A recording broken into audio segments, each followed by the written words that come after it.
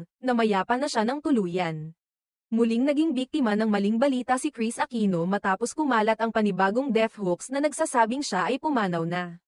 Sa gitna ng pag-aalala ng kanyang mga taga-suporta, agad namang nilinaw ng malapit niyang kaibigan at dating showbiz journalist na si Dindo Balares ang tunay na kalagayan ng tinaguriang Queen of All Media.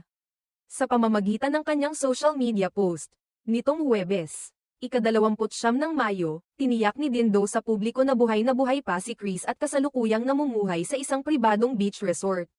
Ayon sa kanya, patuloy ang pag-aalaga ni Kris sa kanyang kalusugan habang nananatili sa isang lugar na tahimik at malayo sa gulo ng social media at publiko. Sa beach po nakatira si Kris Aquino.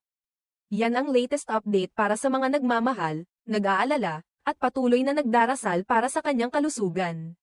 Dagdag pa niya, marami uli ang worried dahil hindi napapagod ang mga gumagawa ng fake news tungkol sa kalagayan